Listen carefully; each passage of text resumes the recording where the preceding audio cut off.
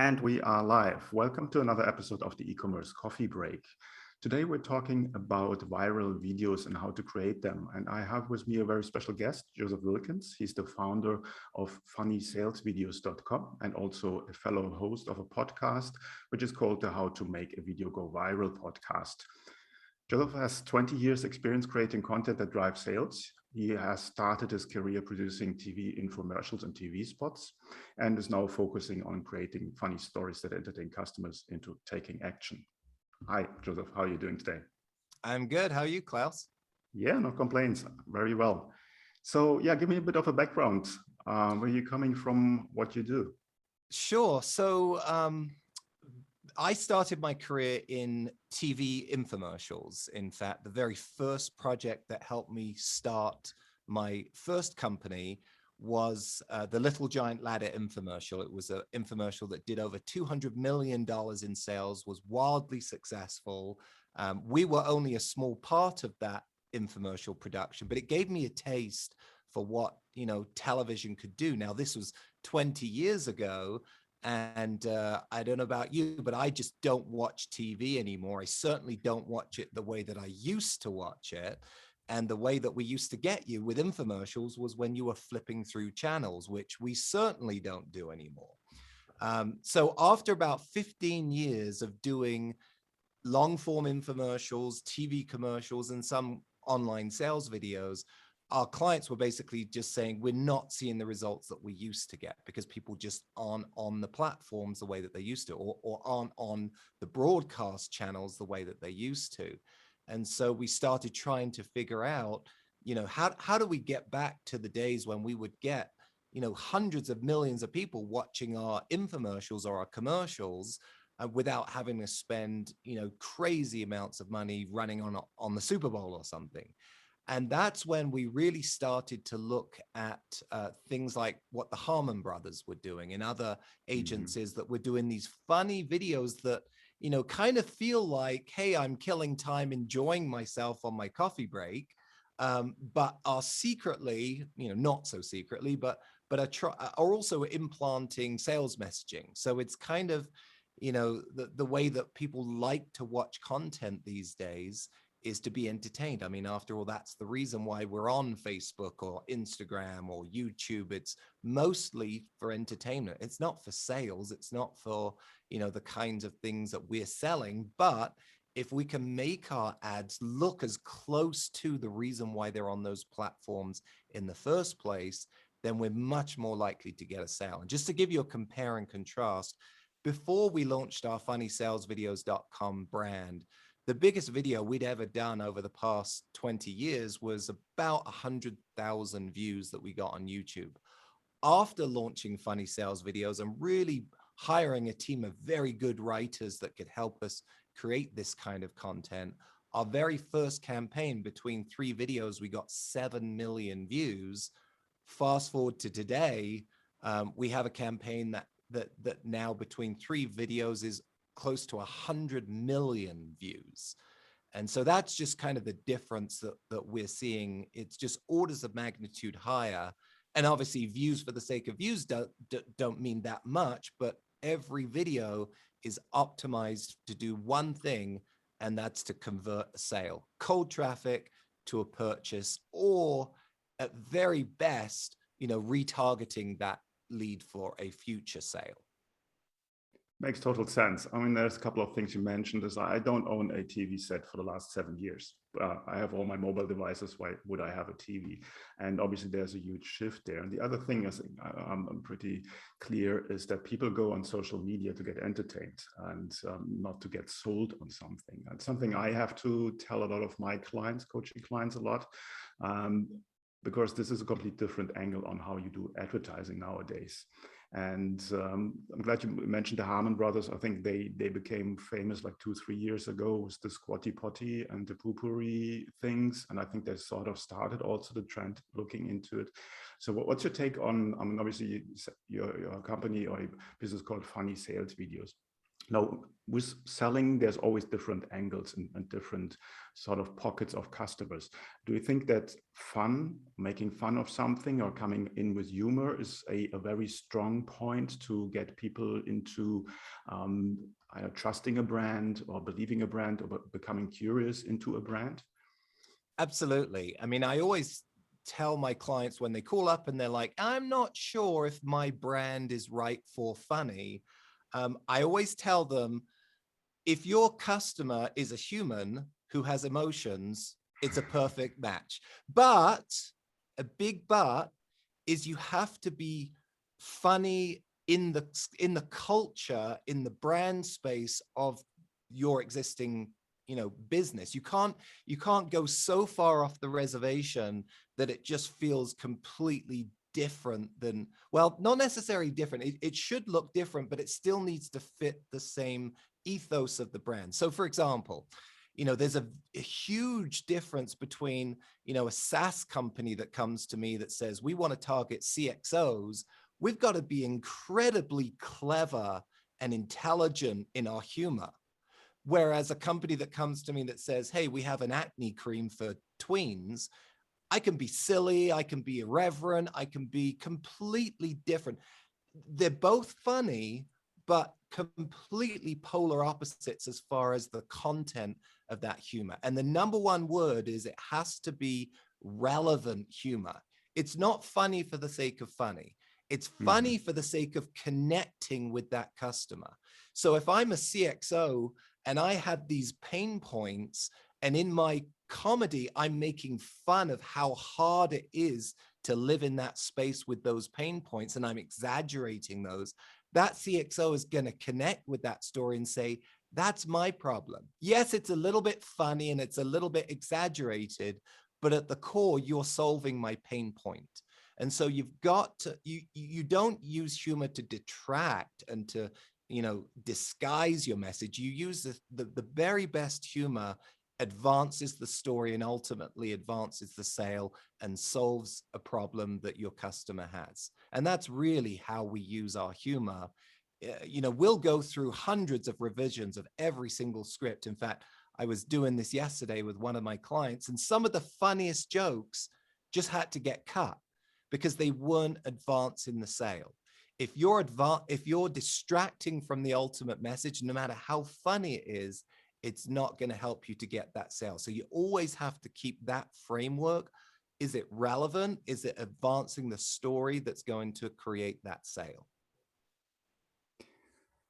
I think it's very difficult to be funny, to be honest. I mean, you need to have Yes. a very good skill set Yes. to create fun content. I mean, just being funny, as you said, it can go totally in the wrong direction. So, and I don't think that the average person or the average store owner has the skill set or the copywriting skills to do something like that. So, what's your approach with a client to create the content, to basically start with the storytelling, with the copywriting? Yeah, that's a great question. And I always tell people, for the first 15 years of my previous company, when clients would call me up and say, we want to do a funny video, I would say, no, we don't do funny, because we didn't have the right team. And the worst thing you can do is try to be funny and miss the mark. It has to be good, clever stuff that you've tested on people, not just you think's funny, but that your audience will think is funny. And that takes a whole team of people. If you think about Saturday Night Live, every Saturday they have to come up with a brand new episode. Well, guess what the majority of their time during the week is spent doing? It's not rehearsing or filming, it's writing. It's throwing away as many jokes that don't work to get to the one that does. And to do that, you literally need a writer's room. And so every video that you'll see, if you go to funnysalesvideos.com, every video has gone through at least 2 months of scripting, at least, more like 3 or 4 sometimes. I mean, our videos take, 3 on the low end, 6 on the high end months to produce from beginning to end. And so we go through about, on any script, there's about 8 to 10 writers that have worked on that script. Some are creative storytellers, most are comedians, stand-up comedians that, you know, work the clubs at night and freelance for me during the day. They don't physically work for me, but I hire them on a freelance basis because they have nothing to do during the day because they're not doing their comedy. So it's a perfect match. And so what we do is we go through multiple comedy writers, and then we go through multiple revisions. You know, we'll probably do 100 jokes for every 10 that end up in the script. So it's all about quantity first, and then distilling it down to the quality. And again, you want to test everything, not just on yourself, because if, you know, you and I wouldn't identify with the kinds of jokes that my teenage kids will identify with, right? They're constant. I don't know if you have kids. My kids are constantly making fun of me because I don't get the kind of lingo that kids use in high school today. So you've got to bring either those people in on your writing team, or at very least test those scripts, those jokes on the target demographic, the customer avatar that hopefully you already have or have started to create before you start scripting your video. Yeah, I think being funny and humorous is a very hard job, to be honest. And I see you put a lot of effort in there. So what kind of products or services are sort of the main niches or target groups you work on? And is there, on that question, are there any areas like certain services or products that you would never touch? So as long as it's ethical, honest, legal, we'll work with them, right? So literally we do B2B, we do B2C, we've even done nonprofit. Having said that, the low hanging fruit is obviously your e-commerce brands, right? The kinds of businesses that you will see scrolling through Facebook that are trying to get a quick impulse buy.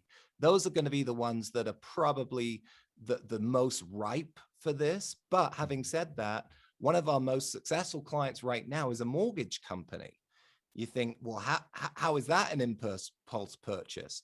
Well, it's not necessarily an impulse purchase, but with the targeting that the digital agencies that we partner with have, you know, they can target somebody who they know is house hunting, looking for a mortgage. And then we created this video that's so disruptive. It's so different than anything any of their competitors are watching. I mean, the thing starts out with a full-scale replica of the Back to the Future DeLorean pulling up in a time machine, somebody coming out saying, I wish I could go back in time and remodel my kitchen. Well, guess what? You can now with this home loan. So, you know, it is really all over the board, B2B, B2C, high ticket, low ticket. I mean, there really isn't a limit to the kinds of businesses that could benefit from doing this. Okay. So when it comes to your clients, you already mentioned that you're working obviously with agencies together, or they probably will approach you also directly from your website, as far as I can tell, from your side. So the timeline, you said it takes 2 to 6 months to produce a video. Yeah, well, three months minimum. Mm-hmm. Right now, we have a bit of a waiting list. We're just so busy with clients that we tell them, you know, it could be up to 6 months. Okay. And what kind of revenue needs a company to make that it would make sense for them? I mean, obviously, it's a huge investment, time and work-wise from your side. So I don't think. Yeah, I mean, I would say that's really a hard question, because I do have a client of mine who's a one-man shop, who saved up to be able to afford one of these videos. He's not spending a ton of money on digital ads. And I should qualify, this is probably the biggest thing that I need to let your audience realize. These are not organically viral ads. Even the Harmon brothers have said on the record that their videos maybe would have got, you know, 100,000 views or so without digital ad spend. That's the key. And obviously the Harmon brothers have videos in the hundreds of millions of views and, you know, sales to match. But the point is, it's all about creating a video that when you spend $1 on in ad spend to put it on Facebook or YouTube or Snapchat or Instagram, wherever your audience is, LinkedIn, if it's B2B, when you spend that digital dollar, it's going to return back, you know, $2, $3, $4, $5, $6 in return so that you'll just want to continue to run that ad. And that's how these videos get these, tens of millions of views. It's not because people are virally, organically sharing them. There is some of that, but it's by far the lion's share of the views come from paid ads. But when you see videos that have all of those views, it just means that that's an ad that's working, or else companies wouldn't continue to spend on it. So I always tell people, if you're currently running ads online and they're at least breaking even or making some profit, when you do one of these kinds of ads, we consistently see double, triple returns compared to what I call boring creative, right? The traditional stuff that may be well done, but it's nothing different than what the next person is going to be doing. But, typically our clients could be spending anywhere from, $1,000 a day on digital ads. So, $20,000 to $30,000 a month.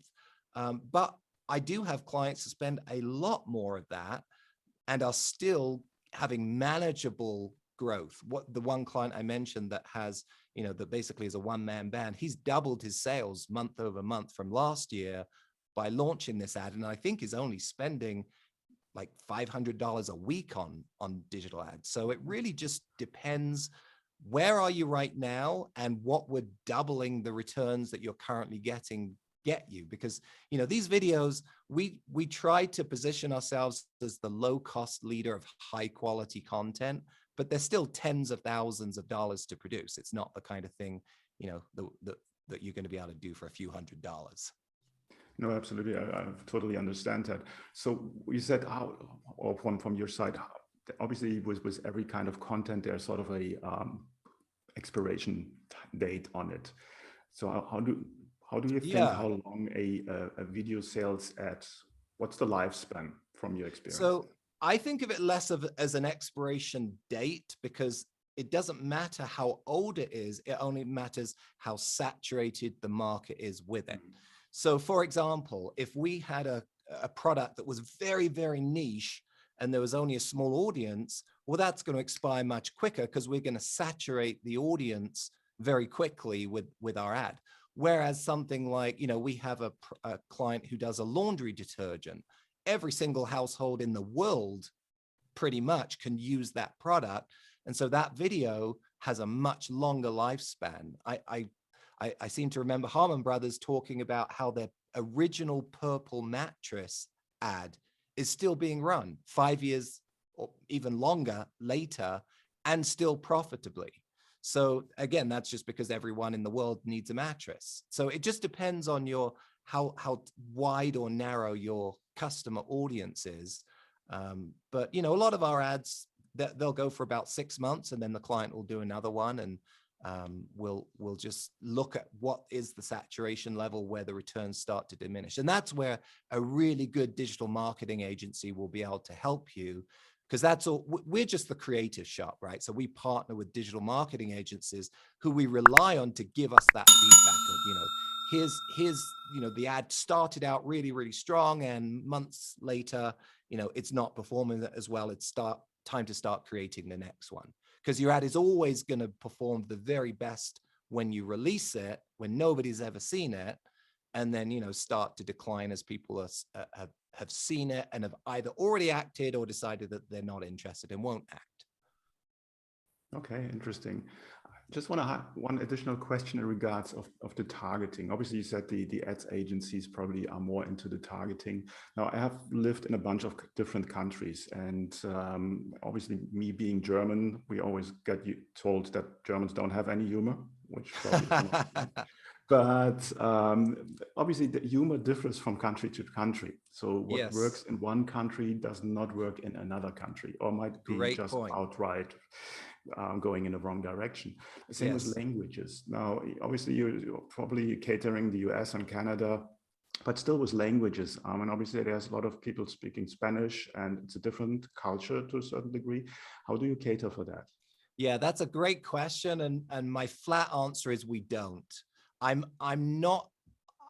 will never produce an ad in other languages, because just like you said, humor does not translate.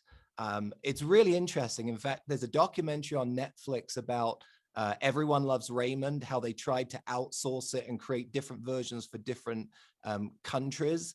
And I mean, that's just a nightmare to me of how do you translate things, not only verbally, but the message is lost, the humor is lost. And so from my experience, I mean, I'm originally from the UK.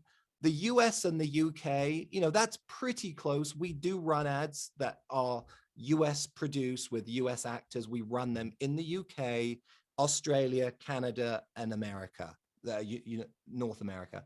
And I would say that's pretty much about all you can do. I would not, if you're in another country, go ahead and produce that ad in country with actors and writers from that country.